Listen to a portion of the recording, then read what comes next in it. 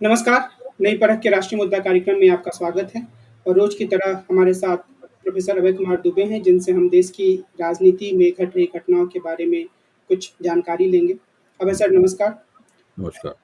मध्य प्रदेश में ऐसा लग रहा है कि चुनावी पारा ऊपर की तरफ बढ़ रहा है और वहाँ पर एक तरफ प्रियंका गांधी ने यह कहा कि भ्रष्टाचार में 50% कमीशन लिया जा रहा है और उसके हुँ, उसके बदले में उन पर और कमलनाथ पे हुँ, 41 एफआईआर दर्ज कर दिए गए विभिन्न जिलों में। तो हुँ। क्या यह शिवराज सिंह चौहान की सरकार की घबराहट को दिखाता है पीछे के घटनाक्रमों को देखते हुए, खास तौर पे देखिए, कर्नाटक के उदाहरण को? हम लोगों को इसे कर्नाटक इफ़ेक्ट के तौर पे लेना चाहिए। कर्नाटक में कांग्रेस ने तत्कालीन भाजपा सरकार के खिलाफ 40% सरकारा का नारा दिया था और वो नारा ठीक से चिपका भी।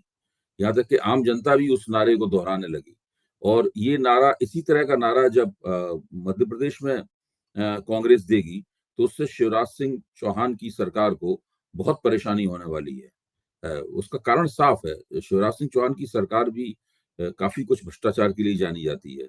अब ये बात सही है कि जिस दस्तावेज के आधार पर ये 50% की बात कही गई है, वो दस्तावेज कैसा है, क्या है, इसके बारे में हम लोगों को जानकारी नहीं है। लेकिन भाजपा सरकार के खिलाफ जो वहाँ एंटी इनकम्बेंसी है, उस एंटी इनकम्बेंसी में भ्रष्टाचार के इल्ज़ाम भी शामिल हैं।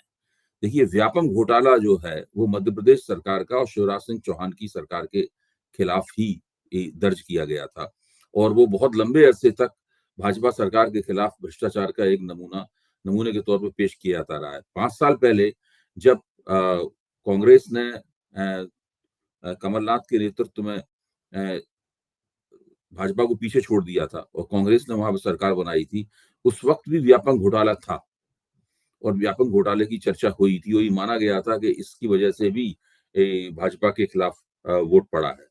तो ये भाजपा सरकार वहाँ मुश्किलों का सामना कर रही है और 40 र अगर जिलों में आप पुलिस में रपट दर्ज कराते हैं, तो उसका सीधा मतलब है कि आप इस आरोप से विचलित हैं। आप डर रहे हैं कि कहीं आपको नुकसान ना हो जाए। सामान्य मतदाता भी इस बात को महसूस कर रहा होगा कि ऐसा करने की ज़रूरत क्यों पड़ी? एफआईआर तो एक एक ही जगह दर्ज कराना काफ़ी होता है। अगर किसी के खिलाफ आप मुकदमा चलाना चाहते हैं, तो एक ही जगह एफआईआर दर्ज कराना काफ़ी होता है। आप अगर कोई चीज़ झूठ है, तो आप एक ही अदालत उसको अगर अगर अगर आरोप एक है और जुर्म एक किया गया है, तो उसके लिए 40 जगह मुकदमा नहीं चलाया जाता। ज़ाहिर है कि ये एक तरह का एक नाटकीय कदम है। उस आरोप का जवाब देने का एक नाटकीय कदम है। तो इस तरह के नाटकीय कदम जब चुनाव होने वाला है और लोग काफ़ी दिमागी तौर पर सक्रिय होते हैं। राजनीतिक जोड़-बाकी गुड़ा-भाग लगाते रहते हैं, तो वो लोग आसानी से समझ जाते हैं कि ऐसा क्यों किया गया है।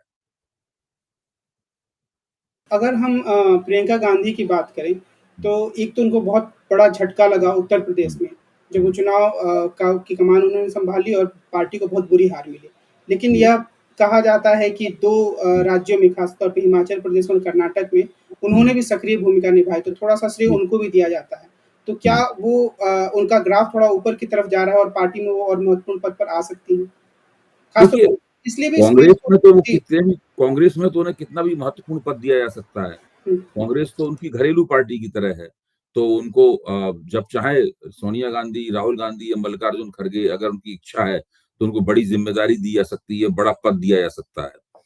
लेकिन मुझे याद पड़ता है कि जब प्रियंका गांधी को कांग्रेस की राजनीति में लॉन्च किया गया, तो उस वक़्त मैं टीवी पर था। पूरे दिन तक अ, टीवी ने भाजपा के बारे में कोई भी खबर नहीं दी। नरेंद्र मोदी के बारे में टीवी चैनलों ने कुछ भी नहीं दिखाया। केवल वो उसी कार्यक्रम को दिखाते रहे, जिस कार्यक्रम में राहुल गांधी थे और प्रियंका गांधी थीं और प्रियंका गांधी को राजनीति में उतारा जा रहा था। वो उसका उत्तर प्रदेश में सारी शूटिंग चल रही थी। तो हम सब लोगों को उम्मीद थी कि प्रियंका गांधी उस कार्यक्रम में एक वक्तव्य देंगी। लेकिन उन्होंने कोई वक्तव्य नहीं दिया। वक्तव्य छोटा-सा दिया, राहुल गांधी ने दिया, प्रियंका गांधी चुप रहीं। वो मुस्कुराती रहीं, कार्यकर्ताओं को देख के हाथ हिलाती रहीं, कार्यकर्ता उनके लिए बेचैन रहे, उनका अभिनंदन करते रहे और फूलों की मालाएँ पहनाई जाती रहीं, फूल बरसते रहे, ये सब तो होता रहा। लेकिन प्रियंका गांधी ने एक कोई राजनीतिक वक्तव्य जिसकी उनसे उम्मीद थी, वो उन्होंने नहीं दिया। उसके बाद उन्होंने उत्तर प्रदेश में एक जल यात्रा की, आपको याद होगा नदियों की यात्रा की, चुनाव से पहले 2022 के चुनाव से पहले। तो उसमें भी लगा था कि शायद ये कुछ ऐसा कुछ करेंगी जिससे उत्तर प्रदेश में कांग्रेस को मजबूती मिलेगी। लेकिन अभी हाल ही में 2022 के पोस्ट पोल विश्लेषण को मैं देख रहा था लोकनीति के। तो उस विश्लेषण में एक जगह था कि ऐसे कितने मतदाता हैं जिनसे पार्टियों ने निजी तौर पर संपर्क किया। तो भारतीय जनता पार्टी और समाजवादी पार्टी में जबरदस्त प्रतियोगिता थी मतदाता से निजी तौर पर संपर्क करने में। दोनों में संख्या में बहुत मामूली सा ही फर्क था। उससे साफ जाहिर था कि भाजपा से समाजवादी पार्टी मुकाबला कर रही है। और जहां तक जब कांग्रेस के बारे में लोगों से पूछा गया तो बहुत ही ना के बराबर कुछ एक मतदाता, मतलब वो 100 तक भी संख्या उनकी नहीं पहुंच पाई थी। यानी 7,000-7,500 के सैंपल में कांग्रेस कांग्रेस ऐसे मतदाता 50-60 ही थे जिनको कांग्रेस के कार्यकर्ताओं ने से संपर्क किया था। इससे आप अंदाजा लगा सकते हैं कि उत्तर प्रदेश में कांग्रेस की हालत कितनी पतली है। और प्रियंका गांधी के नेतृत्व ने दरअसल उस हालत को सुधारने में कोई विशेष योगदान नहीं किया है। उसके बाद प्रियंका गांधी को पंजाब का चार्ज भी मिला और पंजाब में कांग्रेस की सरकार थी। और मैं ये मानता हूं कि अमरिंदर सिंह के नेतृत्व में कुछ एंटी इनकम्बेंसी तो कांग्रेस के खिलाफ थी, लेकिन वो एंटी इनकम्बेंसी इतनी जबरदस्त नहीं थी कि लगा कि कांग्रेस बुरी तरीके से चुनाव हार जाएगी। लेकिन प्रियंका गांधी ने तय किया कि अमरिंदर सिंह को हटाना है और उसकी जगह नवजोत सिंह सिद्धू को लाना है। तो ये लोग लाए वहां पे और देखिए वो पूरा का पूरा एक तरह का फियास्को साबित हुआ। एक ऐसा फियास्को साबित हुआ कि कांग्रेस की सिर्फ फुटबॉल से घबरा कर जो कांग्रेस समर्थक भी थे वो भी कांग्रेस का साथ छोड़ गए और आम आदमी पार्टी ने एक पंजाब के इतिहास की एक सबसे बड़ी जीतों में से एक हासिल की। तो पंजाब का और हम सब लोग जानते हैं कि नवजोत सिंह सिद्धू पंजाब की राजनीति में आला कमान के किस नेता से अपनी ताकत प्राप्त कर रहे थे। नवजोत सिंह सिद्धू प्रियंका गांधी से अपनी ताकत प्राप्त कर रहे थे। वो वहां से चंडीगढ़ से चलते थे और दिल्ली आकर सीधे प्रियंका गांधी से मिलते थे। दोनों के बीच में बातचीत होती थी और उसी के हिसाब से वो अमरिंदर सिंह के खिलाफ अपनी रणनीति लागू करते थे। तो पंजाब की जो दुर्गति हुई उसका पूरा ठीकरा प्रियंका गांधी के दरवाजे पर फूटता है। उत्तर प्रदेश में कोई ब्रेक थ्रू नहीं हुआ कांग्रेस की हालत में, इसका ठीकरा भी प्रियंका गांधी के दरवाजे फूटता है। तो जब वो केवल अपनी माँ की कॉन्स्टिट्यूएंसी या अपने भाई की कॉन्स्टिट्यूएंसी के निर्वाचन क्षेत्र की इंचार्ज रहती थी, तब ये माना जाता था कि जब वो राजनीति में आएंगी तो बहुत बड़ा उलटफेर कर देंगी। उनका व्यक्तित्व बहुत मधुर है, कार्यकर्ताओं से उनका कनेक्ट बहुत जबरदस्त है और वो बहुत अच्छी हिंदी में बहुत सुंदर भाषण देती हैं। और राहुल गांधी की तरह वो बहुत ज्यादा गरजती तरसती नहीं है, लेकिन बहुत संतुलित तरीके से अपनी बात कहती हैं। तो ये सब बातें सही हैं, मैं इनसे इनकार नहीं कर रहा हूं। लेकिन जब उन्हें व्यापक राजनीति में उतारा गया और ज्यादा बड़ी नेतृत्वकारी जिम्मेदारियां उन्हें दी गई, तो अभी तक उन्होंने उस क्षेत्र में कोई बड़ी सफलता दर्ज नहीं की है, बल्कि जो कुछ आया है उनके हिस्से में विफलताएं ही आई हैं। लेकिन फिर भी ये मानना पड़ेगा कि वो कांग्रेस आला कमान की प्रमुख चार आला कमान की सदस्य हैं। कल जब हम लोग भाजपा और कांग्रेस के आला कमान के बारे में तुलना कर रहे थे, तब मैंने कहा भी था कि कांग्रेस का आला कमान 4 सदस्यीय है। मल्लिकार्जुन खड़गे, प्रियंका गांधी, राहुल गांधी और सोनिया गांधी। तो सोनिया गांधी जो भी हो, कांग्रेस आला कमान की सदस्य रहेंगी और हो सकता है कि आगे जाकर वो कांग्रेस नेतृत्व के लिए एक महत्वपूर्ण भूमिका निभाती हुई नजर आए। आज एक बयान संजय राउत ने दिया कि अगर उनको खड़ा किया जाए, उनको यानी कि प्रियंका गांधी को नरेंद्र मोदी के सामने खड़ा किया जाए तो वो उनको हरा देंगे। क्या इस तरह का प्रयोग कांग्रेस को करना चाहिए? देखिए फिर मैं उसी सर्वे का जिक्र करूंगा, पोस्ट पोल सर्वे का, लोकनीति CSDS का। तो उस सर्वे में पूछा गया कि उत्तर प्रदेश में मुख्यमंत्री के तौर पे आप किसको चाहते हैं? तो ज्यादा पसंद तो आदित्यनाथ जी की तरफ थी, लेकिन उससे बहुत थोड़े ही पीछे अखिलेश थे। प्रियंका गांधी उसमें बहुत पीछे थी। दोनों के बीच में काफी फर्क था।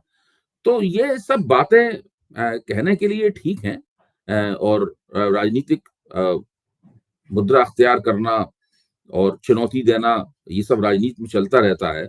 लेकिन राजनीतिक यथार्थ से इनका वास्ता थोड़ा कम ही है। अभी तो ये सब बातें करने की बजाय कि हम नरेंद्र मोदी को सीधे चुनौती दे देंगे या उनको हम परेशान कर देंगे। इन करने की बजाय कांग्रेस को अपना फोकस उन 188 सीटों पे करना चाहिए, जहां पिछले 2019 में भाजपा ने 92% का स्ट्राइक रेट निकाला था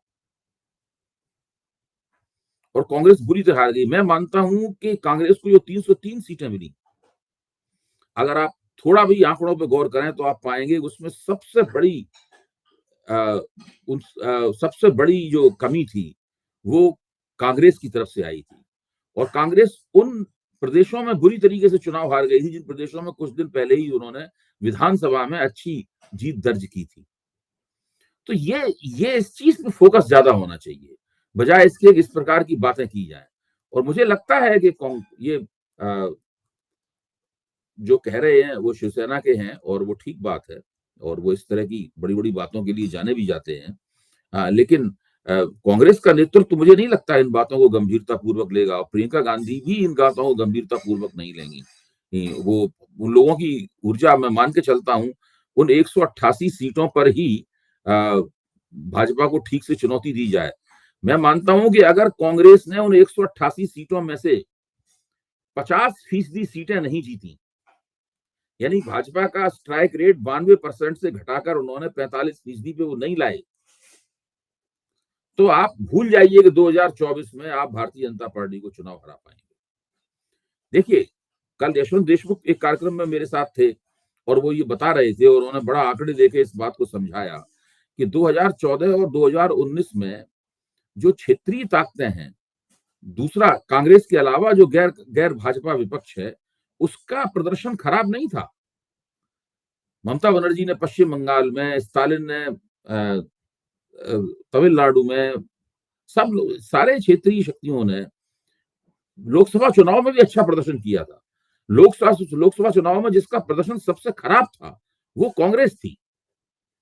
तो ये अभी क्षेत्रीय शक्तियों पे ज्यादा परेशानी की बात नहीं, वो लोग फिर भी भाजपा को चुनाव हरा सकते हैं। वो राज्य के विधानसभा के चुनाव में भी हराते हैं और लोकसभा चुनाव में भी हराते हैं।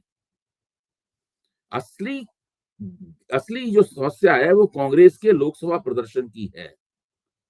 और नरेंद्र मोदी जिस चीज से काफी आश्वस्त नजर आते हैं वो यही है, वो सोचते हैं कि कांग्रेस से सीधी टक्कर होगी तो वो कांग्रेस को उन सीटों पर हरा देंगे, क्योंकि उन्हें पता है कि वो पश्चिम बंगाल में ममता बनर्जी के सामने नहीं टिक पाएंगे, वो तमिलनाडु में स्टालिन के सामने नहीं टिक पाएंगे, कर्नाटक में शायद इस बार उनकी थोड़ी इस बार कांग्रेस ज्यादा अच्छा प्रदर्शन करेगी। लेकिन ये जो उत्तर भारत, मध्य भारत और पश्चिमी भारत के इलाके हैं, जैसे गुजरात है, जैसे छत्तीसगढ़ है, जैसे मध्य प्रदेश है, जैसे राजस्थान है, कर्नाटक, इन सब इलाकों में कांग्रेस को बहुत ही जबरदस्त प्रदर्शन करना होगा और भाजपा से कम 50% सीटें छीननी होंगी, वरना इन्हें 2024 को भूल जाना चाहिए। एक और घटनाक्रम ये हुआ है कि बार-बार जो शरद पवार हैं, वो अपने भतीजे से मिलते रहते हैं और सामना में आज लिखा गया, जो कि शिवसेना का मुखपत्र है, कि इससे एक भ्रम की स्थिति पैदा हो रही है और शरद पवार को इससे बचना चाहिए। तो आपको क्या लगता है कि शरद पवार दोनों तरफ एक तरह से बैटिंग करने की कोशिश कर रहे हैं कि किसी भी टीम में शामिल हो जाएँगे? या फिर उन्होंने एक दरवाज़ा खोल रखा है कि भाजपा की तरफ अभी आगे बढ़ेंगे? शरद पवार ने जिस तरह से जो शरद पवार की जो राजनीतिक गतिविधियां हैं, वो उनकी पूरे शैली को संदिग्ध बना देती है। तो सब लोग उनकी तरफ अब बहुत विश्वास के साथ नहीं देख रहे हैं, और वो जिस तरह का खेल खेलते हुए दिखाई पड़ रहे हैं, उससे साधारण राजनीति का कोई साधारण जो पर्यवेक्षक होगा, उसको भी थोड़ा ताज्जुब होगा कि भाई ऐसा क्या कर रहे हैं, इससे मिलने वाला क्या है। लेकिन मैं इतना समझता हूं कि शरद पवार को भी यकीन है कि भाजपा के साथ जाने से उनको कोई लाभ नहीं होने वाला है। भाजपा के साथ अगर जाएंगे तो उनका अस्तित्व खतरे में है। वे अपने राजनीतिक अस्तित्व को तभी बचा सकते हैं जबकि वो भाजपा के अंदर न जाएं, बाहर रहें और उसके साथ कुछ सौदेबाजी करें, जरूरत पड़ने ऐसी स्थिति बनाए रखें कि जब जरूरत पड़े तो उसके साथ सौदेबाजी कर सकें। तो ये एक ऐसी स्थिति है जो शरद पवार को भाजपा से बाहर भी रखती है, लेकिन साथ में शरद पवार की जो निष्ठाएं हैं, उन निष्ठाओं पर सवालिया निशान भी लगा देती है। देखिए अब किस तरफ पानी मरता है। एक बात इसमें जो महाराष्ट्र के घटनाक्रम में मैं देख पाता हूँ कि वहाँ पर दल-बदल कानून को कोई पूछ ही नहीं रहा है। मतलब अजीत पवार के साथ कम विधायक थे, लेकिन कोई उन पे कार्रवाई ही नहीं हुई। आराम से वो उप मुख्यमंत्री बन गए, उनके नेतागण मंत्री बन गए और कोई उस पे कोई चर्चा ही नहीं हो रही है। एक तरीके से अगर सत्ता में आपके लोग हैं, तो इस तरह के कानूनों को विफलता बताया जा सकता है, ऐसा लगता है। इस पर आपकी क्या टिप्पणी है? नहीं, अजित पवार ने जब स्प्लिट किया राष्ट्रवादी कांग्रेस पार्टी में, तो आपने क्या उसका आंकड़े देखे? आपको लगा कि वो दल-बदल कानून के दायरे में अभी भी आते हैं? हाँ, बिल्कुल, उनके पास 7-8 विधायक कम थे। 7-8 विधायक कम हैं। हाँ, अच्छा, लेकिन उसकी कोई तो चर्चा नहीं हो रही है आजकल। और उसकी शरद पवार की तरफ से भी उसकी कोई चर्चा नहीं हो रही है। कोई किसी की तरफ से कोई चर्चा नहीं हो रही। इसका तो मतलब यही निकलता है कि शरद पवार भी नहीं चाहते कि उनको डिस्क्वालीफाई किया जाए। हुँ, इसका मतलब तो यही होता है कि शरद पवार भी नहीं चाहते कि उनको डिस्क्वालीफाई किया जाए। फिर से इस आपने जो बात रखी है, इससे फिर मुझे लगता है कि परिस्थिति और भी ज़्यादा संदिग्ध हो जाती है। और आपसी बातचीत इन लोगों की चली रही है। जो लोग पार्टी छोड़ के गए हैं, उनकी शरद पवार से मेल-मुलाकातें जारी हैं। एक-एक करके वो लोग आते हैं, शरद पवार से मिलते हैं और बात स्पष्ट भी नहीं होती कि दरअसल बातचीत इन लोगों के अंदर क्या हुई है। तो अ हालात कुछ महाराष्ट्र के अजीब से हैं और वो जो गुत्थी है, वो सुलझ नहीं रही है। कम से कम मैं तो नहीं समझ पा रहा हूँ कि ये लोग कुल मिला के किस तरह की राजनीति कर रहे हैं। इसका इंडिया गठबंधन पर क्या प्रभाव पड़ेगा, इस पर हम किसी और दिन बातचीत करेंगे। आज की इस बातचीत को हम यहीं विराम देते हैं और देश की राजनीति में जो आगे घटनाक्रम होगा, उस पर हम प्रोफ़ेसर अभय कुमार दुबे से बातचीत करते रहेंगे। जी, आज की बातचीत के लिए वैसे बहुत-बहुत धन्यवाद। नमस्कार। धन्यवाद।